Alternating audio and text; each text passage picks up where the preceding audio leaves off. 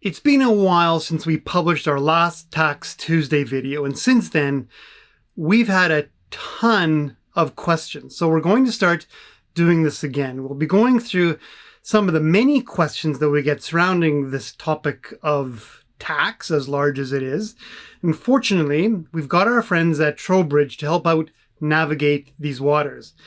One of the topics that we get asked most frequently about is that about houses, finding homes, purchasing homes, renting out homes, selling homes, and sort of the tax implications of doing all of that.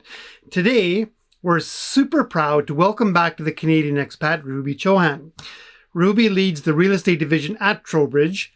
She is also a very experienced realtor in Toronto, so is exceptionally well equipped not only to answer questions about real estate and real estate tax, but if the need arises, to help you find and sell that home back in Canada. Ruby, welcome back to the Canadian Expat. Thanks so much for having me. I'm excited to be here and talk all about real estate, tax, Ontario, BC, and all of it. Yeah, one of the biggest concerns or questions that expats have had over the past little while anyway is the implementation of the British Columbia speculation and vacancy tax. I guess it was back in 2018. Now, there are a lot of questions on how that might affect Canadians abroad. And we know that it was originally implemented to slow down some of the foreign buyers some of the foreign buyers who were possibly inflating prices, and that's possibly. And we know that there is a possibility that Ontario is discussing implementing something similar. So let's talk about BC first. Now, how has that new tax in BC affected homeowners that might be living abroad? That's a really good question because on top of that one tax, the additional speculation and vacancy tax, there's two other taxes in BC that greatly affect foreign buyers, Canadian citizens abroad, and everyone. So we have the speculation and vacancy tax, which is on a provincial level issued by the government of British Columbia. That one is in specific parts of BC, such as Vancouver. Then on top of that, there's a municipal level tax, which is the empty homes tax. That's specifically in Vancouver itself. So that's two taxes right there. One, speculation we and if you also qualify to pay for the empty homes tax, the second one. And thirdly, when purchasing in BC, they also have we call it the short term is foreign buyers tax, but it's the additional transfer tax for foreign entities. So for anyone who's abroad, they will need to consider all of these three taxes and how it will affect them. Also, the British Columbia Real Estate Association estimates that sales have reduced by about 12.5% in those taxable regions compared to those non-taxable regions. And mostly Metro Vancouver area was affected. Also, I want to mention that Canadians abroad or foreign investors, they have a lot of various reasons to invest in Canada, and that also comes into play when purchasing. For example, they may be looking for their dream home they want to live in when they come back to Canada. That's a long-term play. In that situation, they will probably keep the home empty. And if they're keeping the home empty, they need to consider paying these additional taxes on a year-to-year basis. Another reason, maybe they want to rent it out right away for investment purposes. If that's the case, then maybe they'll be exempt from paying these taxes and they'll have to consider income tax level. They'll have to consider taxes at a CRA level, meaning the Canada Revenue Agency, which is their taxing authority.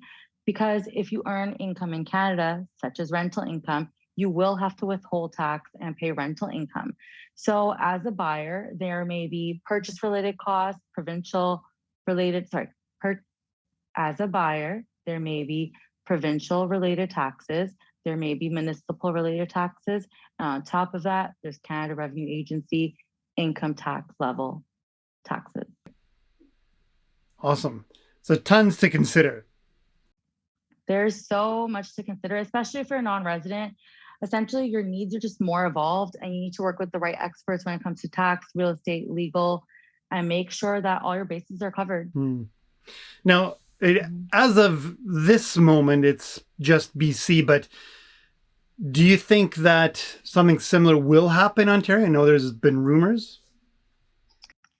Absolutely. In fact, one tax has just been approved for 2022. It's called the Vacant Homes Tax. That's going to be specifically in the Greater Toronto area, very similar to Vancouver's empty homes tax. And the rate is going to be 1% of the assessed value. So if your property is worth $1 million and it's empty, you're looking at paying about $10,000 for the year. There will be exemptions available, likely similar to Vancouver, where if your property is rented for 6 months or longer in the year, you can be exempt from the tax. And on top of that, right now they're figuring out how it will be implemented. I'm assuming it'll be very similar to Vancouver, where residents have to fill out a declaration online with the property tax department.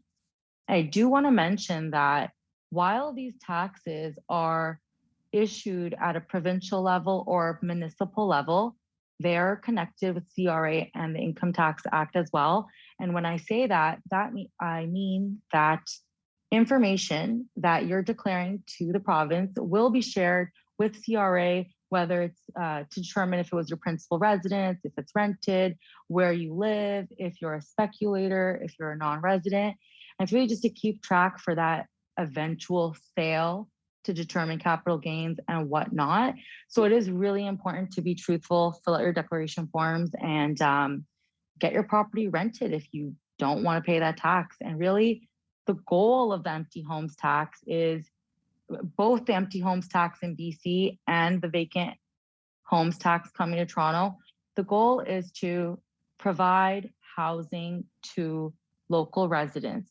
They estimate that over 12 or 13% of condo units in a building are left empty. And that's simply just not fair to most of the people here in Canada, because there's a housing crisis right now. I think we're all aware the pandemic, everyone thought that housing would maybe stop, but it soared, both in BC, both in Ontario. And it's tough for millennials and new immigrants who are coming to Canada and trying to set up their lives to afford this housing. And that's really the goal. It's not to prevent Canadians abroad to buy property.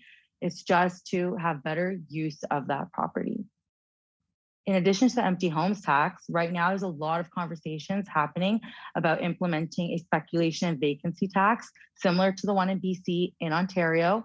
I believe the NDP brought it to the table. It's been brought by other people as well. So I 100% think at some point, a speculation and vacancy tax at a provincial level will be implemented. Perhaps it'll only be in the greater Golden Horseshoe area, which is Toronto, Brantford, Kitchener, etc. And the reason I say that is because that is where the Ontario-wide NRST, non-resident speculation tax for foreign buyers, is implemented. So I would assume it would be the same area, but we don't 100% know yet. But I think it would. I think definitely it would happen at some point. So that covers BC and Ontario. What about other provinces? Do you think other places might begin to implement the same sort of tax rules? That's a good question. So I think so. I think right now, most of Canada knows that Ontario and BC have been at the forefront of the real estate markets.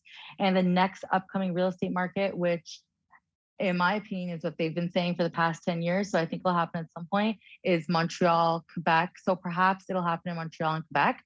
But a little interesting point, and before I got into the tax world, I actually myself didn't even know this, but in Quebec, there's two different tax systems. There's the CRA, which is Canada Revenue Agency, and then there's also Revenue Quebec, which is taxed on the Quebec level. So there may be various taxes if it happens in Quebec.